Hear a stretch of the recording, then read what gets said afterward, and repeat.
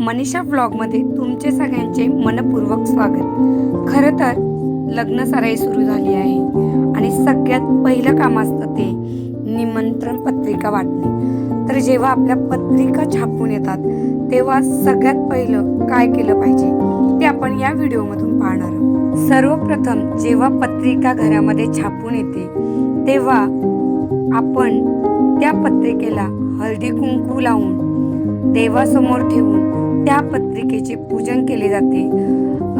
काही ठिकाणी आपल्या भावकीतल्या माणसांना बोलून त्याला हळदी कुंकू किंवा त्याचे पूजन करतात, तर काही ठिकाणी शहर वस्तीला ते शक्य नसते तेव्हा आजूबाजूच्या महिलांना बोलून तुम्ही ते पाहू शकता। इथे आमचं जवळचं एक लग्न आहे आणि तिथे आम्ही पत्रिकेचं पूजन केलंय, तर ते कशा पद्धतीने केले ते पाहूया आपण।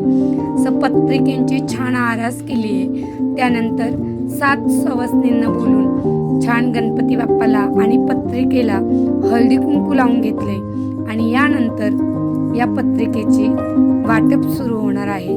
ती कशी केलेली आहे ते सुद्धा आपण आता या व्हिडिओमधून पाहूया।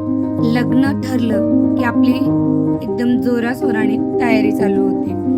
लग्न म्हटलं का खूप सारी तयारी आणि वेगवेगळ्या पद्धतीचे कामाची आव्हानं। खरं तर यासाठी सगळ्यांचाच मदतीचा हात लागतो आणि इथंही तेच चालू आहे।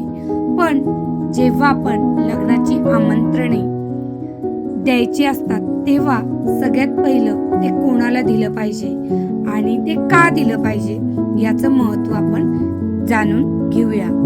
तर खरं तर या पत्रिका आहे आमच्या शुभमच्या लग्नाच्या, तर आता त्याचं लग्न पुढच्या महिन्यात आहे आणि पत्रिकाला आता आमंत्रण देण्याची सुरुवात होणार आहे। तर त्याआधी काय केले ते पाहूया। लग्न म्हणजे एक शुभविवाह, त्यामुळे यामध्ये कोणताही अडथळा येऊ नये म्हणून सगळ्यात प्रथम आपण ही पत्रिका देवाला देतो।